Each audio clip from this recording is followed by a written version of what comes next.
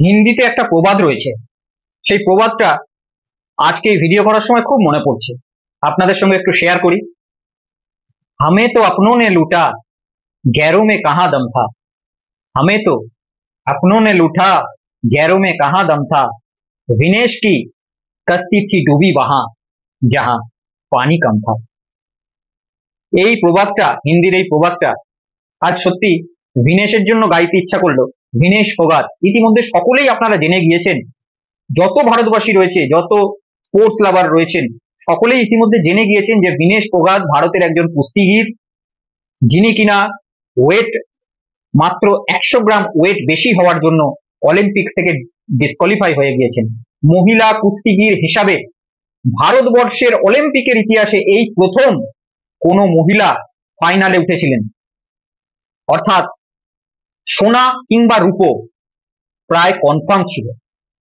ভিনেশ ফোগাটের হাত ধরে ভারতবর্ষের ক্রীড়া জগতের ইতিহাসে সর্বপ্রথম কোন মহিলা কুস্তিগির ভারতের মেডেল ট্যালিতে সোনা কিংবা রূপো উপহার দিতে চলেছিল, কিন্তু মাত্র 100 গ্রাম ওভারওয়েট, ফাইনাল যেদিন খেলা হবে সেদিন মাত্র 100 গ্রাম ওভারওয়েট বেশি হয়ে যাওয়ার জন্য ভিনেশ ফোগাট কে অলিম্পিক কর্তৃপক্ষ বাতিল ঘোষণা করেন এবং স্বভাবতই তার যে ফাইনালের প্রতিপক্ষ ছিলেন তাকে বিজয়ী ঘোষণা করে দেওয়া হয়। স্বপ্ন ভাঙে ভিনেশের, সাথে সাথে স্বপ্ন ভাঙে আমাদের মতো গোটা 140 কোটি ভারতবাসী। শুধু 140 কোটি ভারতবাসী নয়, প্যারিসে যারা আমাদের ভারতীয় বংশোদ্ভূত রয়েছেন, যারা আমেরিকায় থাকেন ভারতীয় বংশোদ্ভূত, হাজার হাজার ভারতীয় গোটা বিশ্বে যেখানে ছড়িয়ে রয়েছে, সকলের গর্বের মধ্যে একটা কলঙ্ক পড়ে যায়। ভিনেশ ফোগাটের এই দুঃসংবাদ যখন আসে, তার আগে পর্যন্ত গোটা ভারতবাসী উৎসবে মেতে উঠেছিল, তার কারণ ভারতের হাতে নিশ্চিত একটা সোনা কিংবা রূপা আসতে চলেছে। বিশেষ করে বলা যেতে পারে ভিনেশ ফোগাট যদি ডিসকোয়ালিফাই না হতেন তাহলে অবশ্যই ভারতের হাতে সোনা পাকা ছিল।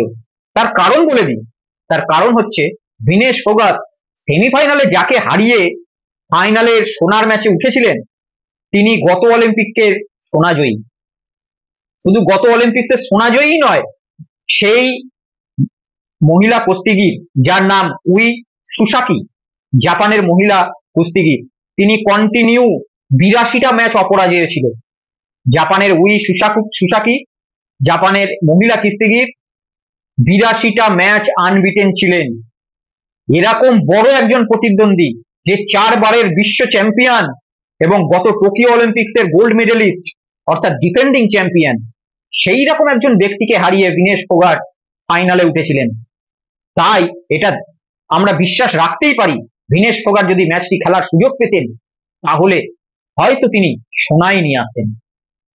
কিন্তু এত কিছু কন্ট্রোভার্সির মধ্যে এখন প্রশ্ন উঠছে যে হঠাৎ অলিম্পিক্স কর্তৃপক্ষ ফাইনাল ম্যাচের আগে যখন ওয়েট মেজারমেন্ট করতে গেলেন, তখন ভিনেশ ফোগাটের কি করে ওভারওয়েট হয়ে গিয়ে, কি করে যে ব্যক্তিটি রাউন্ড 1 থেকে, যে মহিলা কুস্তিগিরটি রাউন্ড 1 থেকে নিজের 50 কিলোগ্রাম ওয়েট মেনটেন করে চলছিল, সেই মহিলা কুস্তিগিরটি যখন ফাইনালে ওয়েট মেজারমেন্ট হলো তখন তার ওভারওয়েট হয়ে গেল।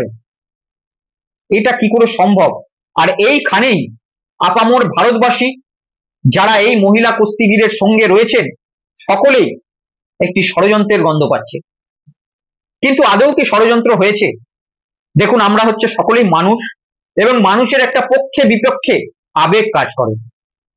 আপনাদের সকলের মনে থাকবে এই ভিনেশ ফোগাট মহিলা কুস্তিগির বিজেপির সাংসদ ব্রিজভূষণ শরণ সিং এর বিরুদ্ধে মহিলাদের সঙ্গে কুকর্ম করার একটা অভিযোগে এই ভিনেশ ফোগাটের নেতৃত্বে প্রচুর মহিলা কুস্তিগির দিল্লির যন্তর মন্তরে আন্দোলনে বসেছিলেন।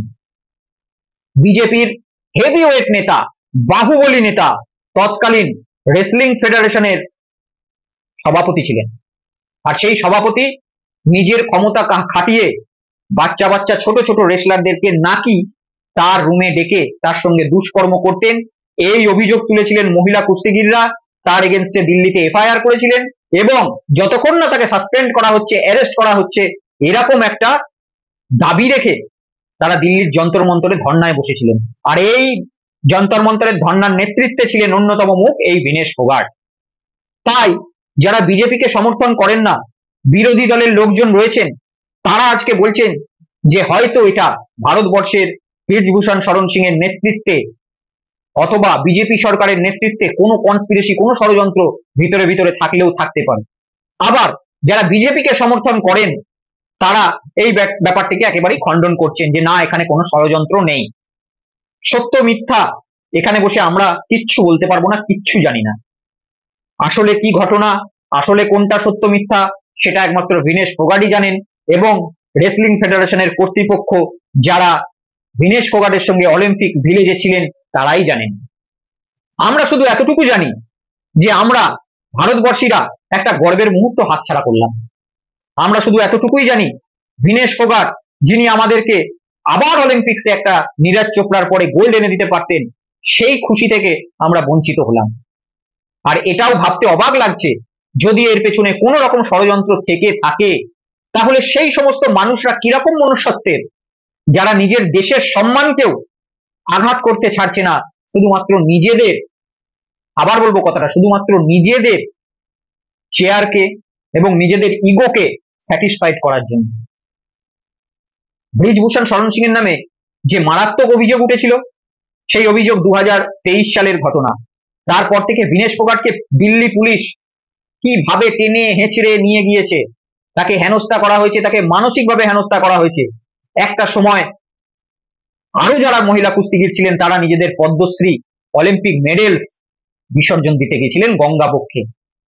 এইরকম কন্ট্রোভার্সি থেকে এক বছর যে ভিনেশ ফোগাট কোন রকম অলিম্পিক্সের নিজেকে তৈরি করতে পারেনি অলিম্পিক্সের জন্য, সেই ভিনেশ ফোগাট মাত্র এক বছরের প্রিপারেশনে নিজেকে এতটা তৈরি করেছিলেন মানসিকভাবে এবং শারীরিকভাবে, সে জাপানের সুসাকিকে হেলায় হারিয়ে দিয়েছেন 82টি ম্যাচ আনবিটেন থাকা এবং গোল্ড মেডেলের জন্য কোয়ালিফাই করে গেছে। তবে এবার একটু গভীরে যাই।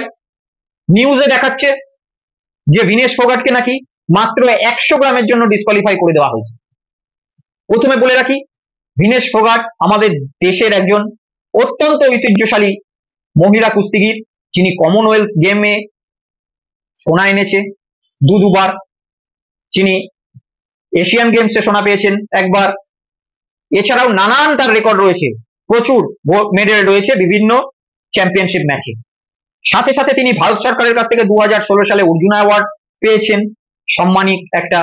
2020 সালে খেল রত্ন পেয়েছেন, সেটাও একটা যথেষ্ট ক্রীড়াবিদদের জন্য সব থেকে বড় সম্মান। সেই রকম ভিনেশ ফোগাট 100 গ্রাম ওভারওয়েটের জন্য বাদ দিয়েছেন, এটা টিভিতে দেখাচ্ছে। কিন্তু আসল ঘটনা হচ্ছে ভিনেশ ফোগাটের ফাইনালের ম্যাচের আগের দিন যখন রাত্রিরে তিনি নিজে মেজারমেন্ট করেন, তখন তার ওজন বেরোয় 2 কেজি ওভারওয়েট, অর্থাৎ 50 গ্রাম ক্যাটাগরিতে, 50 গ্রাম মাফ করবেন 50 কেজি ক্যাটাগরিতে ভিনেশ ফোগাট কুস্তি লড়ছিল অলিম্পিক্সে। এখানে অলিম্পিক্সের নিয়ম এমন যে অলিম্পিক্সে যদি আপনি ফাইনালে কখনো নামতে যান আর ফাইনালে নামার আগে আপনার ওভারওয়েট যদি 1 মিলিগ্রামও হয়, তাহলে আপনি কিন্তু ডিসকোয়ালিফাই হয়ে যাবেন। আপনি যত বড়ই ক্রীড়াবিদ হন, যদি আপনার ওয়েট মাত্র 100 গ্রাম তো দূরের কথা, যদি মিলিগ্রামও হয়ে থাকে, তাহলেও আপনি ওভারওয়েটের জন্য বাতিল হয়ে যাবেন। এহেন ভিনেশ ফোগাটের ওভারওয়েট হয়েছিল রাত্রের বেলায় 2 কেজি।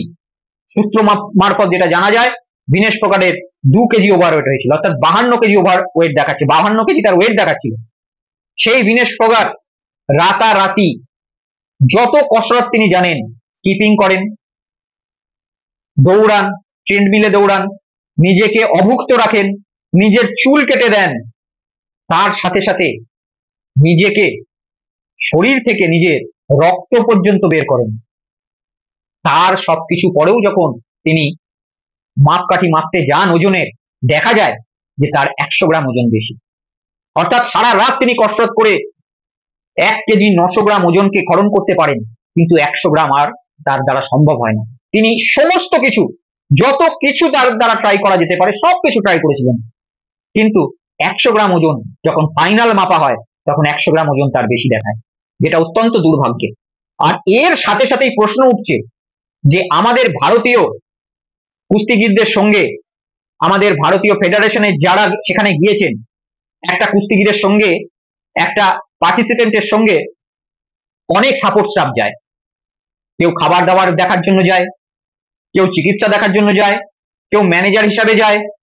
প্রত্যেকটা জিনিস, তারা কখন ঘুমোচ্ছে, তারা কখন উঠছে, তারা কি খাচ্ছে, তারা কি ডায়েটে চলছে, সবকিছু দেখার জন্য আমাদের ভারতবর্ষের অলিম্পিক কর্তৃপক্ষ, আমাদের ওয়ার্ল্ড রেসলিং ফেডারেশন, তারা কিন্তু লোক পাঠায়।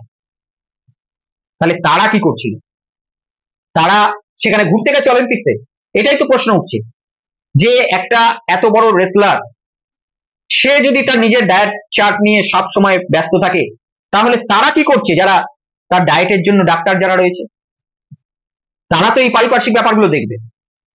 আর ভিনেশ ফোগাটের মতো যারা রেসলার রয়েছে, তারা তো নিজের কুস্তিতে কনসেন্ট্রেট করবে। এটাই তো নিয়ম। ভিনেশ ফোগাট, বিরাট কোহলি যদি আজকে নিজের ক্রিকেটের থেকে কনসেন্ট্রেট না করে নিজের ডায়েট চার্ট করতে বসে, তাহলে বিরাট কোহলি ক্রিকেটটা খেলবে তখন। তার জন্য তো BCCI, Indian government, Indian cricket board, সকলে তাদেরকে একটা সাপোর্ট স্টাফ দিয়েছে যে তোমরা ওইগুলো দেখবে। তাহলে এই সাপোর্ট স্টাফ গুলো কি করতে গেছিল? পিটি উষার নেতৃত্বে এরা যে গেছে, এরা কিসের জন্য গেছে? আজকে ভিনেশ ফোগাট একদিনে রাতারাতি কি 2 কেজি ওভারওয়েট হয়ে গিয়েছে? সম্ভব নয়। ভিনেশ ফোগাট যখন মেডেল ম্যাচের আগে ফার্স্ট পর্যায়ে যখন নিজের ওজন মাপিয়েছে, তখন থেকে যখন ফাইনালে নিজের ওজন মাপাতে যাচ্ছে, 2 কেজি ওভারওয়েট তো রাতারাতি হয়নি। একটা ম্যাচের আগে নিশ্চয়ই রাতারাতি 2 কেজি ওভারওয়েট হয়ে যায়নি।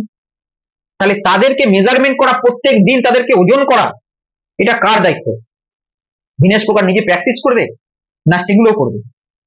তাহলে সেই ম্যানেজমেন্ট কি করছিল? আমি তো মনে করি যে এই ম্যানেজমেন্টকে ডেকে এনে সাসপেন্ড করা উচিত, তাদের বিরুদ্ধে রীতিমতো তদন্ত করা উচিত। আর নাকি যেটা অর্ধেক ভারতবাসী ভাবছে, আপামর জনগণ ভাবছে যে এর পেছনে কোনো ষড়যন্ত্র রয়েছে ম্যানেজমেন্টেরও। কারণ ম্যানেজমেন্টের প্রত্যেকটা মানুষ ব্রিজভূষণ শরণ সিং দ্বারা প্রভাবিত, এটা আগেও জানা গিয়েছে। ব্রিজভূষণ শরণ সিং এই ম্যানেজমেন্টেরই একসময় সভাপতিত্বে ছিলেন। তাহলে তার কানেকশন থাকতেই পারে। কোনো ষড়যন্ত্র নেই তো এই ম্যানেজমেন্টের দ্বারাই ইচ্ছাকৃতভাবে তাকে এমন কোনো ডায়েট দেওয়া হয়েছে যেটা ভিনেশ ফোগাট অজান্তে খেয়ে তার নিজের ওভারওয়েট 2 কেজি ধরা পড়েছে।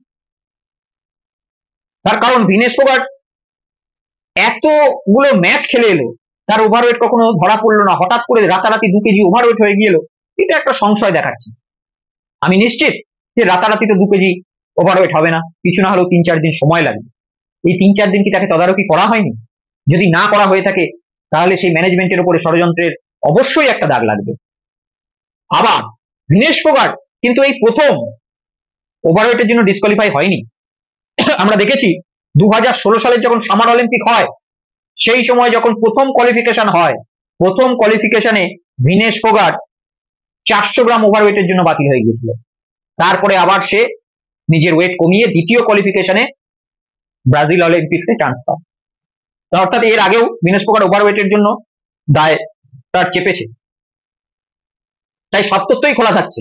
ভিনেশ ফোগাট নিজে ওভারওয়েট বারবার কেন হয়ে পড়েন, অথবা ভারতবর্ষের এই সমস্ত যারা সাপোর্ট স্টাফ থাকে, তারা কি শুধুমাত্র অলিম্পিক্সে ঘুরতেই যান? নানা রকম প্রশ্ন উঠছে, কিন্তু এর উত্তর কেউ জানে না, কারণ এর কোনো তদন্ত আমাদের ভারতবর্ষে হবে না। নরেন্দ্র মোদী দেশের প্রধানমন্ত্রী দুঃখ জানিয়েছেন, একটা সাধারণ মাত্র টুইট করেই তার কাজ শেষ হয়ে গিয়েছে। তিনি কথায় কথায় বা তার ভক্তরা যারা রয়েছেন কথায় কথায় বলেন যে আজকে ভারতবর্ষকে কেউ চিনত না, বিশ্বগুরু হয়ে গেছে ভারতবর্ষ। আমেরিকা, চায়না সকলে নাকি ভারতবর্ষকে ভয় পায়। আমরা দেখলাম সামান্য প্যারিস ভয় পেল না। নরেন্দ্র মোদী প্যারিসের প্রধানমন্ত্রীকে, অলিম্পিক্স কমিটিকে ফোন করে যদি একটা রিকোয়েস্ট করতেন যে ভিনেশ ফোগাটকে আরো 6 ঘন্টা সময় দেওয়া হোক, কারণ যখন ফাইনাল ম্যাচ অনুষ্ঠিত হবে তার থেকে 12 ঘন্টা আগে তাদের ওজন মাপা হয়েছে। ফাইনাল ম্যাচে যাওয়ার 2 ঘন্টা আগে ওজন মাপার একটা সুযোগ দেওয়া হোক, এটা যদি ভারতের প্রধানমন্ত্রী চাপ সৃষ্টি করে একবার বলতেন, তাহলে অলিম্পিক কর্তৃপক্ষ ফিরিয়ে দিত। আমার জানা নেই এরকম কোন রুলস রেগুলেশন আছে কিনা, এরকম কোন রুলস রয়েছে কিনা, কিন্তু ভারতবর্ষের প্রধানমন্ত্রী যদি তৎপর হতেন, তাহলে আমার মনে হয় না যে অলিম্পিক্স কর্তৃপক্ষ তাকে একেবারে চান্স দিত না। আর একটা চান্স হয়তো নিশ্চয়ই তাকে দিত, যেহেতু এটা ফাইনাল ম্যাচ, এটা গোল্ড মেডেল ম্যাচ, তাকে আর একটা চান্স দেওয়া উচিত ছিল। আর তার জন্য ভিনেশ ফোগাটের কথা অলিম্পিক সংস্থা শুনবে না, তার জন্য দেশের প্রধানমন্ত্রীকে হস্তক্ষেপ করতে হবে। ভক্তদের কথায় যে প্রধানমন্ত্রী নাকি বিশ্বগুরু হয়ে গেছেন, তাকে নাকি সমগ্র দেশ বিদেশ সকলে আজকে ভয় পাচ্ছেন, চোখে চোখ রেখে নাকি কথা বলতে পারছে না, এই তার নমুনা। একটা সামান্য অ্যাথলিটকে কিছু বাড়তি সময় আর দেওয়া গেল না, তিনি চেষ্টাও করলেন না, তিনি টুইট করে খামতি হয়ে গেলেন, তিনি টুইট করে শেষ করে দিলেন নিজের কাজ। ভারতবর্ষর খেলার অবস্থায় আমরা শুধু ক্রিকেটেই খুশি, যে ক্রিকেট আজ পর্যন্ত অলিম্পিক্সে আসেনি সেই ক্রিকেট নিয়েই আমরা খুশি, কারণ এই ক্রিকেটে প্রচুর সাট্টাবাজি রয়েছে, ক্রিকেটে হাজার হাজার মানুষের, হাজার হাজার জুয়ারির প্রচুর লাভ, প্রচুর সাট্টা। আর অন্যান্য খেলায়, অলিম্পিক্সের মতো খেলায় সাট্টা তো নেই, রয়েছে শুধুমাত্র গোল্ড মেডেল, যেটাতে দেশের সম্মান বাড়ে। কিন্তু দেশের সম্মান বাড়িয়ে লাভ কি হবে? লাভ তো মাল বাড়িয়ে হবে, ইনকাম করে হবে। যেখানে চায়না একটা তৃতীয় বিশ্বের দেশ ছিল, সেই চায়না আজকে আমেরিকার সঙ্গে অলিম্পিকে কাঁধে কাঁধ রেখে লড়াই করছে। যেখানে ভারতবর্ষকে বলা হচ্ছে নরেন্দ্র মোদীর আন্ডারে বিশ্বগুরু হয়ে গিয়েছে, সেই ভারতবর্ষ অলিম্পিক্সে যেখানে টোটাল আজ পর্যন্ত 35 কি 36টা মেডেল পেয়েছে, সেখানে আমেরিকা এবং চায়না আর গ্রেট ব্রিটেন এরা প্রত্যেকটা অলিম্পিক্সে টোটাল 100টা করে মেডেল পাচ্ছে। আমেরিকা ইতিমধ্যেই 25টা গোল্ড মেডেল পেয়ে গিয়েছে, চায়না ইতিমধ্যেই 22টা গোল্ড মেডেল পেয়ে গিয়েছে। প্রত্যেক বছর মুড়ি মুড়কির মতো gold medal America, Great Britain আর চায়না নিয়ে যায়। আর ভারতবর্ষের নরেন্দ্র মোদীকে বলা হচ্ছে বিশ্বগুরু হয়ে গিয়েছে।